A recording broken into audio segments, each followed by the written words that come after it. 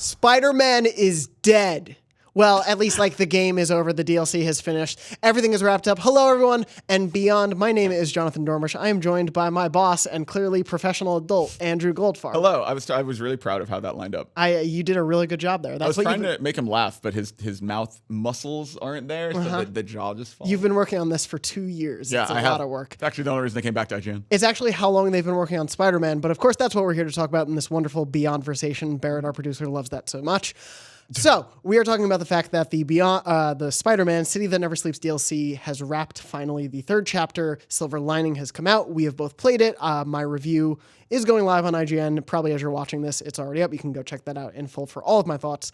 But I first wanted to talk about that chapter of the DLC, look at the DLC at large and how we think it was, and then what we think this does for the future of Spider-Man. Yes. So just, could I get your initial thoughts about what you thought Silver Lining did? How did you think it was story-wise, gameplay-wise, all that? I really agree with your review, actually, which I read. Thank you. And you should also go read. I think this is the strongest one. I think this chapter, I think it had a good start, kind of a saggy middle, and then like a really strong finish. This one felt like there was no kind of filler or padding. Like everything was moving towards that final confrontation, and I was very surprised that I enjoyed the actual like boss fight. Me too. Yeah. So you do meet up with Silver Sable early in it. Obviously, the Silver Lining in the title is Silver Sable, not Silver Surfer, as we had hypothesized so earlier. But you team up with her. I love the interplay between her and Spider-Man. Right. That blew my mind because I rolled my eyes so hard when the first trailer for this came out because Silver Sable was just the least interesting character in the main game to me. Yeah.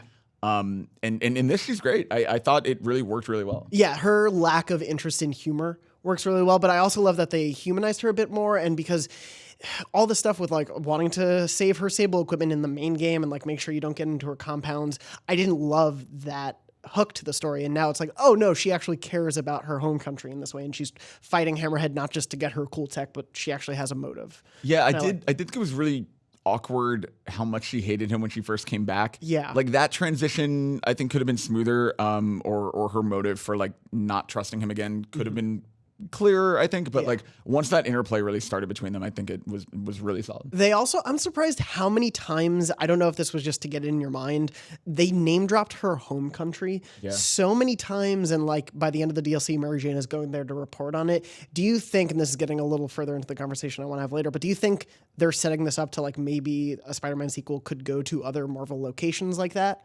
Do you think that's a potential, or was that just them trying to make sure you knew what her country was? That never even occurred to me. That would be cool. I mean, I like Spider-Man games in this style are always just New York. Yeah. And so like I was thinking like they would go to like Brooklyn, go to other boroughs and stuff, but it would be really cool to start one of those games with the action elsewhere. My guess is that that will be brought up again. Yeah. But that you'll get a time jump and like Mary Jane will be talking about her time there rather than actually seeing any of it. But that's interesting. Yeah, and so going further into the DLC, like you were saying, I thought the Hammerhead fight toward the end with its Silver Sable is in her jet, and basically you need to prime him to get shot down. I thought that was a really fun boss battle just mechanically, especially after the second DLC, which I felt like he was just tough to be tough in that final boss battle. Did you have fun with like the setups of the final? And I liked like aiming the missiles or whatever they were back at him. Like my thing with a lot of the Spider-Man boss fights in even the main campaign, especially in this kind of the 3-part DLC, is like they were sort of variations on a theme. You ultimately just did the same basic thing, which was like web them up, hit them when they're webbed up, and then pull down a thing to hit them, you know? And I thought this was at least kind of a mixing up that formula a little bit. Yeah, and it was in a totally new, like we're out in the water on the ship. Like it felt very fresh and new, and it's one of my favorite boss battles probably of the entire game. Yeah. But moving into this chapter within the larger story of the City That Never Sleeps, it did tie things together more than I expected it to, because with Hammerhead coming back, I'm like, oh, we're really just focusing on this, but we get that Black Cat cameo in it. We get ties more to what happened with Yuri in the second chapter. We get resolution on the Hammerhead and the Sable stuff. How'd you feel that all of the City That Never Sleeps worked as a DLC package? As a full thing, I think it did not benefit from the month wait in between each one. Yeah. Like Insomniac did an amazing job turning these around so quickly.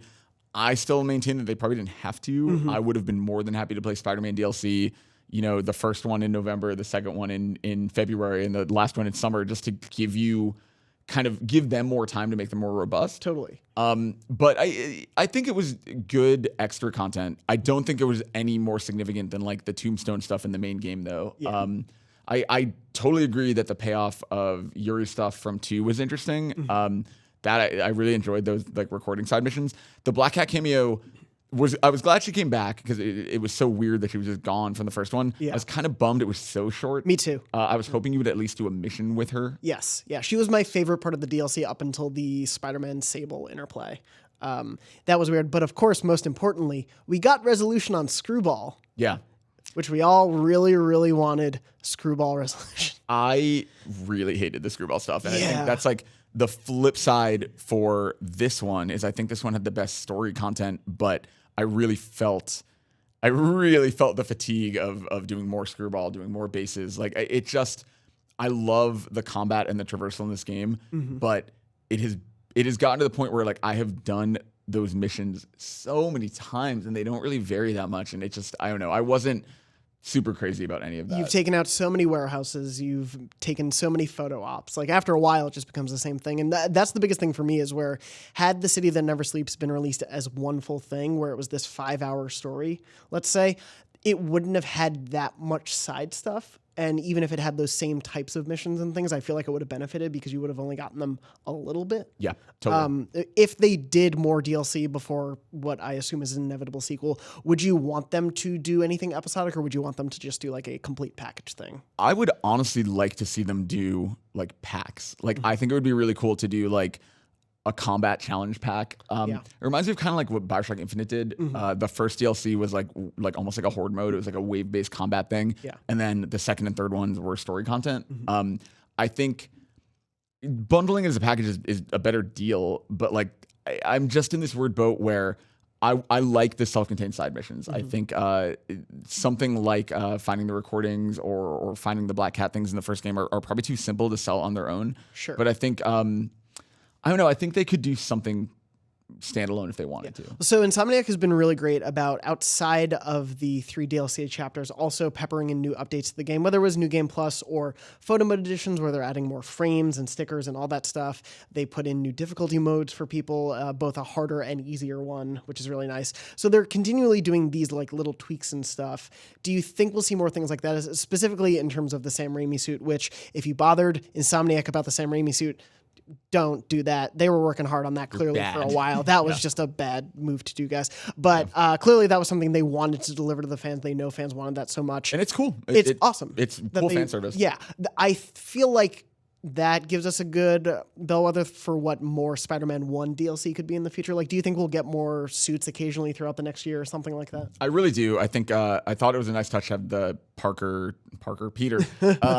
Parker, his name as it turns out, Spider-Man suit from Spider-Verse in this. Yes. And a lot of people were bummed it wasn't the Miles suit, but I think it would be weird to have Peter in Miles' suit. Yes, which we'll get to in a sec. I totally think we'll get the completionist in me now really wants the Andrew Garfield suit in there, of course, but not to the point of bothering them about it because I'm sure it's a hard negotiation. Like shirtless Spider-Man, you're gonna everyday tweet it Insomniac bring the Andrew Garfield. I almost said your name suit because you are the same person. You did act in Spider-Man. Yeah, exactly. It's your suit. You got to take credit. I totally think we've already seen the stealth suit that's gonna be in Far From Home. Yeah, I would not be surprised to see that come right around when that movie comes out.